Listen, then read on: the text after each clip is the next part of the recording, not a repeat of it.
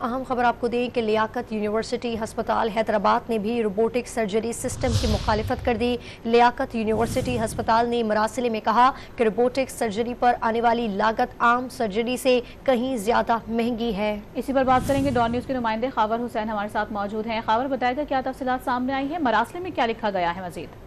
जी, ये robotic surgery system खरीदने का मामला है जिसकी वजीर सेहत ने मुखालफत की थी। ताहम वजीर आला सिंध इस बात पर काफ़ी ज़्यादा बरहम हुए थे, निगरान वजीर आला सिंध, और उसके साथ ही साथ उन्होंने ये भी कहा था कि ये एक दूसरे के खिलाफ सख्त बयान भी दिए थे। अब ये लियाकत यूनिवर्सिटी अस्पताल जामशोरो है, उन्होंने भी इस रोबोटिक सर्जरी की मुखालफत की है। उनका ये कहना है कि अस्पताल के पास तरबियत याफ्ता अमला भी मौजूद नहीं है जो रोबोटिक सिस्टम को चला सकेगा। रोबोटिक सर्जरी पर आने वाली लागत आम सर्जरी से कहीं ज़्यादा महंगी है।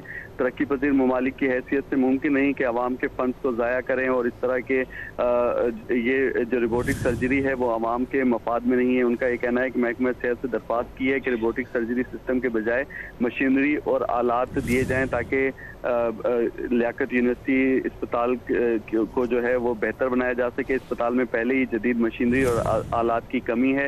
अस्पताल के लिए तकरीबन 2 अरब 13 करोड़ रुपए मंजूर किए गए थे, और इससे रोबोटिक सर्जरी सिस्टम जो है वो खरीदना था। ताहम ये जो रोबोटिक सर्जरी है वो अभी तक नहीं खरीदी गई है। उनका ये कहना है कि इस रकम से मशीनरी और आलात खरीदे जाएं ताकि ये 14 अजला को ये अस्पताल कवर करता है, और बड़ी तादाद में यहाँ पर मरीज और हर रोज मरीजों की तादाद में यहाँ पर इजाफा हो रहा है, जिसके लिए आलात और मशीनरी की शदीद कमी है।